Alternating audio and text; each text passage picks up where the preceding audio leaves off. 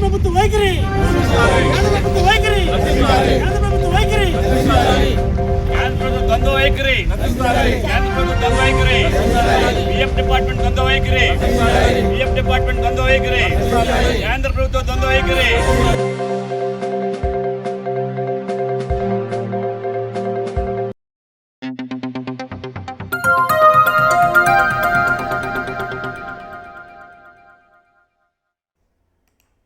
నమస్కారం. మన ముందు ఒక పత్రం ఉంది. తేదీ జనవరి 15, 2026. చూడ్డానికి మామూలు లేఖలానే ఉన్నా దీని లోపల ఉన్న విషయం మాత్రం ఒక హెచ్చరికలా అనిపిస్తోంది. అవును, ఇది కేవలం వినతి పత్రం కాదు. ఇది all India United action committee of EPS pensioners associations అని. ఓ, ఆ పెన్షనర్ల సంఘాలన్నీ కలిసా? అవును, వాళ్ళు ఇంకా ఇతర సమన్వయ కమిటీలు అన్నీ కలిసి మన ప్రధానమంత్రికి, ఆర్థిక మంత్రికి, అలాగే కార్మిక శాఖ మంత్రికి పంపారు.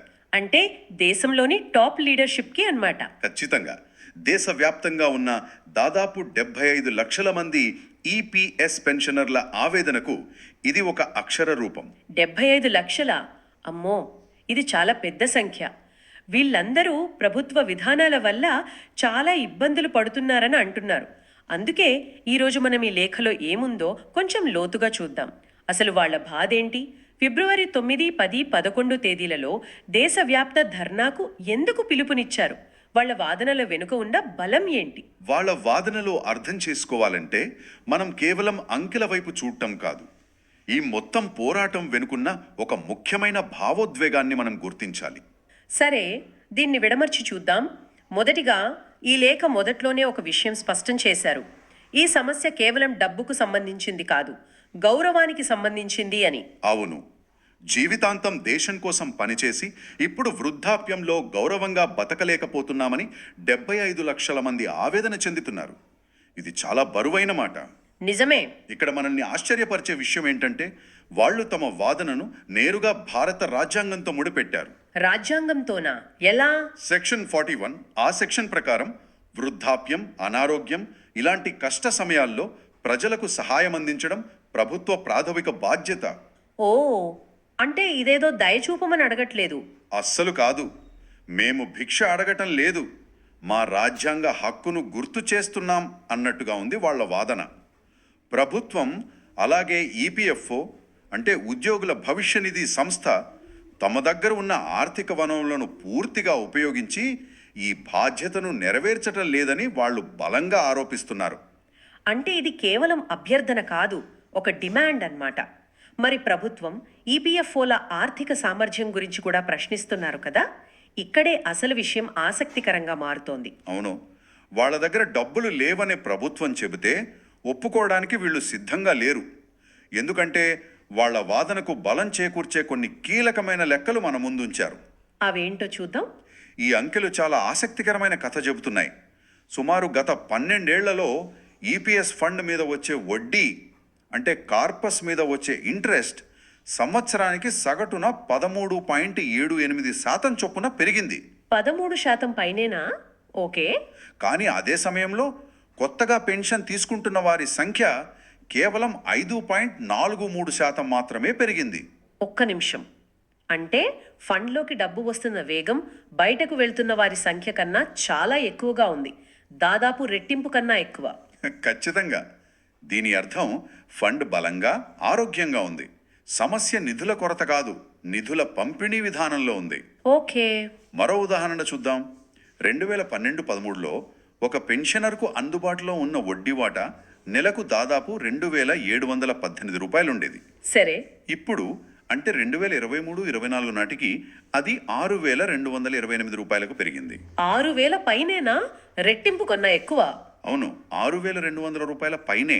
కానీ వాళ్ళకిస్తున్న సగటు పెన్షన్ ఎంత పెరిగిందో తెలుసా? ఎంత? 977 రూపాయల నుండి కేవలం 1,603 రూపాయలకు మాత్రమే పెరిగింది. అమ్మో, ఈ అంకెలు నమ్మశక్యంగా లేవు. అంటే వాళ్ళ దగ్గర డబ్బు ఉంచుకొని పంచడం లేదనే కదా దీన్ని అర్థం. ఫండ్కొచ్చే ఆదాయం రెట్టింపు అయితే పెన్షనర్లకు ఇచ్చేది నామమాత్రంగా పెరిగింది. ఈ మధ్యలో ఉన్న అంతరం ఎక్కడికి పోతోంది? ఇది ఒక మంచి ప్రశ్న. ఈ విషయంపై ఈపీఎఫ్ఓ వాదన ఏంటంటే ప్రస్తుతం ఉద్యోగంలో ఉన్నవారి కార్పస్పై వచ్చే వడ్డీని పదవీ విరమణ చేసిన వారికి ఇవ్వలేమని వాళ్ళు వాదిస్తున్నారని ఈ పత్రంలో పేర్కొన్నారు. అంటే పనిచేస్తున్న వారి డబ్బు వేరు, రిటైర్ అయిన వారి డబ్బు వేరు అంటున్నారా? అలా వాదిస్తున్నారు. అయితే పెన్షనర్ల సంఘాలు ఆ వాదనను పూర్తిగా తిరస్కరిస్తున్నాయి. ఎందుకంటే ఈపీఎఫ్ఓ వార్షిక నివేదికలలో, అంటే ఈ యాన్యువల్ రిపోర్ట్స్లో ఎక్కడా కూడా ఇలా వేర్వేరు ఖాతాలు చూపించడం లేదని వారు స్పష్టం చేస్తున్నారు. ఓ, అంత కలిపే చూపిస్తున్నారన్నమాట. అంతే. అందుకే వాళ్ళు ఒక సూటి ప్రశ్న అడుగుతున్నారు. మరి చనిపోయిన సభ్యుల కార్పస్, దానిపై వచ్చిన వడ్డీని ఈపీఎఫ్ఓ ఏమి చేస్తోంది, ఆ డబ్బు ఎవరి ఖాతాలోకి వెళ్తోంది అని. ఇది నిధుల నిర్వహణలో పారదర్శకతకు సంబంధించిన చాలా కీలకమైన అంశం కదా? అవును. ఈపీఎఫ్ఓ తనను తాను ఒక పెట్టుబడి సంస్థగా చూసుకుంటోందా లేక ఒక సంక్షేమ సంస్థగా చూసుకుంటోందా అనే మౌలికమైన ప్రశ్న ఇక్కడ తలెత్తుతోంది. వాళ్ళ వాదన ప్రకారం ఈపీఎఫ్ఓ తన పూర్తి ఆర్థిక సామర్థ్యాన్ని ఉపయోగించడం లేదు. కాబట్టి ఈపీఎఫ్ఓ తన పూర్తి సామర్థ్యాన్ని ఉపయోగించడం లేదని స్పష్టమవుతోంది. అయితే ఈ విషయంలో ప్రభుత్వం కూడా బాధ్యత వహించాల్సి ఉంటుంది కదా? వాళ్ళు కూడా కనీస పెన్షన్ కింద కొంత ఇస్తున్నారు కదా? అవును, మీరు సరైన పాయింట్ లేవనెత్తారు. ప్రభుత్వం కనీస పెన్షన్ కింద 1000 రూపాయలు ఇస్తోంది. దానికి బడ్జెట్ మద్దతు కూడా ఉంది. కానీ ఏంటి? ఆ సంఖ్య వెనుక ఉన్న కథ వేరు. ఈ 1000 రూపాయలనే సంఖ్యను 2010లో ఒక నిపుణుల కమిటీ నివేదికలో మొదటిసారి సూచించారు. 2010లో అంటే దాదాపు 16 ఏళ్ల క్రితం నాటి సిఫార్సు అది. అవును. ఆ సూచనను అమలు చేయడానికి ప్రభుత్వానికి మరో 5 ఏళ్లు పట్టింది. ఇప్పుడు మనం 2026లో ఉన్నాం. గడిచిన ఈ 16 ఏళ్లలో ద్రవ్యోల్బణం వల్ల ఆ 1000 రూపాయల విలువ ఎంత దారుణంగా పడిపోయిందో ఊహించుకోవచ్చు. ఈ రోజుల్లో ఆ డబ్బుతో ఒక కుటుంబం కనీసం వారం రోజులు కూడా గడవదు. ఖచ్చితంగా. దీన్ని మనం ఒక పెద్ద చిత్రంతో ముడిపెట్టి చూడాలి. భారతదేశం ప్రపంచంలో 3వ అతిపెద్ద ఆర్థిక వ్యవస్థగా మారుతోందని ఈ పత్రంలో గర్వంగా గుర్తు చేశారు. అవును. దేశ ఆర్థిక పురోగతి కోసం తమ జీవితంలో 30-40 ఏళ్లు శ్రమించిన కార్మికులకు ఆ అభివృద్ధి ఫలాలు అందడం లేదనేది వారి ఆవేదన. అంటే ఆర్థిక వ్యవస్థ పెరుగుతున్నా వీరికిచ్చే సాయం మాత్రం అక్కడే ఆగిపోయింది. అంతే. గత 5 ఏళ్ల గణాంకాలు చూస్తే కనీస పెన్షన్ తీసుకుంటున్న వారి సంఖ్య కానీ, ప్రభుత్వం ఇచ్చే బడ్జెట్ మద్దతు కానీ పెద్దగా మారలేదు. అంటే ద్రవ్యోల్బణం వల్ల దాని విలువ ఇంకా క్షీణిస్తూనే ఉంది. అంటే ఈ పోరాటం కేవలం పెన్షన్ పెంపునకు మాత్రమే పరిమితం కాలేదు అని స్పష్టంగా అర్థమవుతోంది. ఈ పత్రంలో మరికొన్ని తీవ్రమైన సమస్యలను కూడా లేవనెత్తారు. అవి ఇంకా ఆందోళన కలిగించేలా ఉన్నాయి. అవును. అందులో మొదటిది అధిక వేతనంపై పెన్షన్, అంటే హయ్యర్ ఆప్షన్. దీని గురించి చాలా మందికి తెలియకపోవచ్చు. అవును. అసలు ఈ హయ్యర్ ఆప్షన్ అంటే ఏంటి? అది పెన్షనర్లకు ఎందుకు అంత ముఖ్యం? సాధారణంగా ఉద్యోగుల జీతంలో ఒక స్పెసిఫిక్మైన పరిమితిపై మాత్రమే పెన్షన్ ఫండ్కు కాంట్రిబ్యూషన్ వెళ్తుంది. కానీ హయ్యర్ ఆప్షన్ అంటే కొందరు తమ పూర్తి జీతంపై కాంట్రిబ్యూషన్ ఇచ్చేందుకు ఒప్పుకుంటారు. ఓ, దానివల్ల వారికి రిటైర్ అయ్యాక ఎక్కువ పెన్షన్ వస్తోంది కదా? కరెక్ట్. సుప్రీంకోర్టు కూడా దీనికి అనుమతి ఇచ్చింది. కానీ ఈ అవకాశం కోసం దరఖాస్తు చేసుకున్న వారి అప్లికేషన్లను ఈపీఎఫ్ఓ చిన్న చిన్న అసంబద్ధమైన కారణాలతో తిరస్కరిస్తోందని వీరి ప్రధాన ఆరోపణ. దాన్ని వాళ్ళు వేట అనే పదం వాడారు. ఒక్క నిమిషం. వేట అనేది చాలా బలమైన పదం. సాధారణ పరిపాలనా లోపాలను అంత తీవ్రంగా ఎందుకు అభివర్ణిస్తున్నారు? వాళ్ళ ఆరోపణలకు అంత బలం చేకూర్చే ఉదాహరణలు ఏమైనా ఉన్నాయా? ఒక స్పష్టమైన ఉదాహరణ ఇచ్చారు. ఒక ప్రాంతీయ కార్యాలయం కంప్యూటర్లో తీసిన జీతం స్లిప్పులపై యాజమాన్యం సంతకాలు లేవనే కారణంతో ఒక దరఖాస్తును తిరస్కరించిందట. ఏంటి? ఈ రోజుల్లో దాదాపు అన్ని కంపెనీలు కంప్యూటర్ జనరేటెడ్ పే స్లిప్లే ఇస్తాయి కదా, వాటిపై సంతకాలు ఎక్కడుంటాయి? అదే వాళ్ళ వాదన. ఇది కావాలనే తిరస్కరించడానికి సృష్టించిన కారణంగా కనిపిస్తోందని వారు ఆరోపిస్తున్నారు. అందుకే దాన్ని వేట అని పిలుస్తున్నారు. ఇది నిజంగా ఆశ్చర్యంగా ఉంది. ఇది కాకుండా వైద్య సదుపాయాల గురించి కూడా ప్రస్తావించారు. పదవీ విరమణ తర్వాత ఆరోగ్యం అత్యంత కీలకం కదా? అదే అత్యంత బాధాకరమైన విషయం.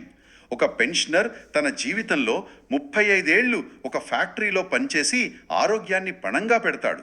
పదవీ విరమణ తర్వాత ఆ పని వల్లే వచ్చిన అనారోగ్యానికి చికిత్స చేయించుకోవడానికి అవసరమైన వైద్య సదుపాయాలను తొలగిస్తే అది ఎంత అన్యాయం.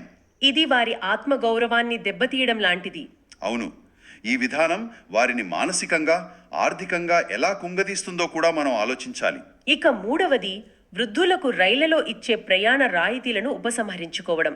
పదవీ విరమణ తర్వాత పిల్లలను మనవళ్లను చూడటానికి ప్రయాణాలు చేయడానికి సమయం ఉంటుంది, కానీ డబ్బుండదు. ఆ సమయంలో ప్రభుత్వం ఇలాంటి రాయితీలను తొలగించడం వారిని మరింత ఒంటరిని చేస్తోంది. ఈ అంశాలన్నీ కలిపి చూస్తే వృద్ధాప్యంలో తమను వ్యవస్థ పట్టించుకోవడం లేదనే ఒక బలమైన భావన వారిలో కనిపిస్తోంది.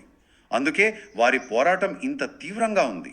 అవును, మొదటిది మరియు అత్యంత ముఖ్యమైనది కనీస నెలవారీ పెన్షన్ 9,000 రూపాయలు. దానికి తోడు కరువు భత్యం కూడా. అవును, కరువు భత్యం అంటే డియర్నెస్ అలవెన్స్ జోడించి ఇవ్వాలి. ప్రస్తుత ధరలను దృష్టిలో ఉంచుకుని ఈ సంఖ్యను ప్రతిపాదించారు. రెండవది, ఇందాక మనం చర్చించుకున్నట్లు అర్హులైన వారందరికీ అధిక వేతనంపై పెన్షన్ అందించాలి. అనవసరమైన కారణాలతో దరఖాస్తులను తిరస్కరించడం వెంటనే ఆపాలి.